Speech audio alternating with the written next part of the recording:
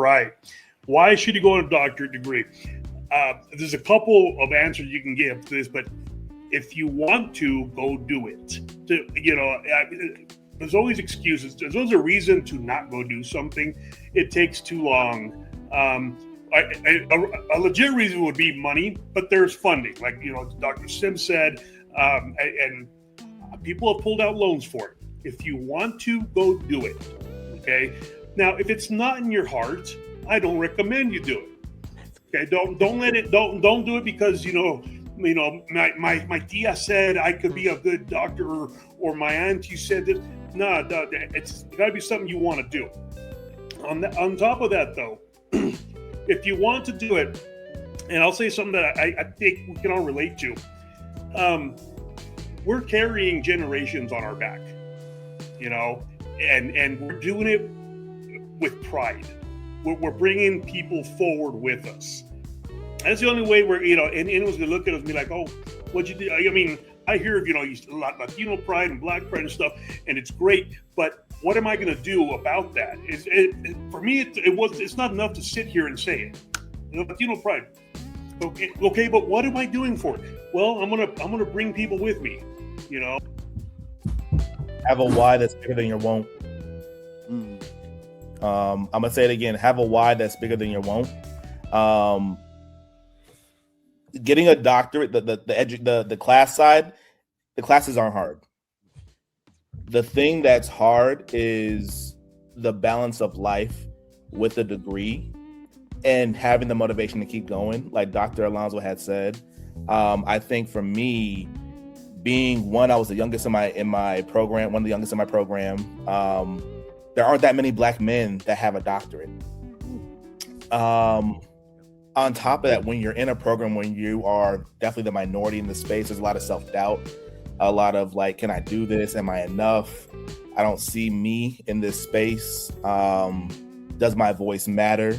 I want to understand, I want to do a dissertation about like my lived experience. Will that be accepted? Is that cool? Because not every institution is, a program it makes it easy. Who will my chair be? Will they be like, a roadblock, or will they be my pathway and my support, the wings to my sails? So I think for me, the younger version of me, I would say, have a why that's bigger than your won't, because I started doing this program for my family. I wanted to set that bar of being the youngest that has a doctorate, so my kids can never say they can't do anything. I challenge my kids to be able to get a doctorate under the age of 30. They could do it. They could definitely do it. But also, I remember when I was when I finished up defending and was getting ready for graduation, and I ran into one of my dissertation committee members, and he asked me, I'm gonna see you on Saturday for the larger university ceremony. I said, no, I'm just gonna go to the department one. He's like, they need to see you. And it's really, really important to figure out, because your advisor can make or break your experience, right? And so if you don't get the right advisors, because ultimately, like when you're in your coursework, you're basically doing, like, I had to transcribe stuff. I type 26 words a minute at a time, and I'm transcribing. It's taking my whole life, right?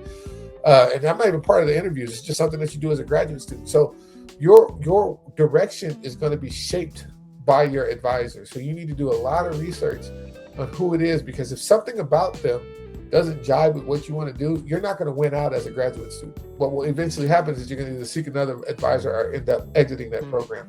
So be really, really intentional about the program, yes, and who your advisor is going to be within that program, because that can make or break. So for folks who want to go, you decide you want to go, those would be my two things.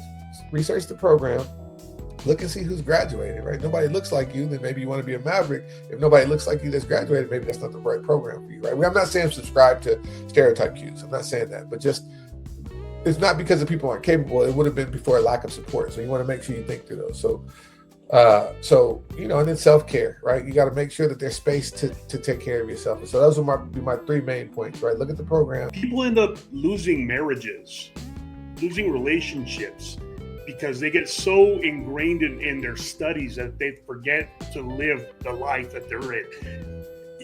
I mean, my opinion, I've told people this: don't make this your life. Make it part of your life, but don't let it don't get so in the weeds with it that you forget that there's people around you who love you and people who want to see you succeed, but you forget about them. Don't do that. So I'm serious when I tell people this.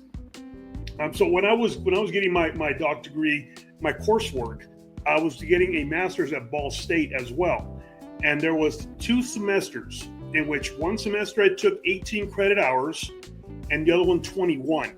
Okay, 12 online and 9 online through Ball State, and then the other 9 here in person. Wow. Now, the way I did this, and I was very purposeful how I did this, I did not take time away from my family.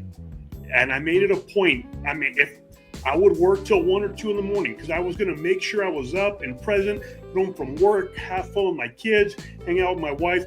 10 o'clock, everyone's in bed. If I had homework, that's when I started doing it. I was not going to forsake my family. It just wasn't going to happen.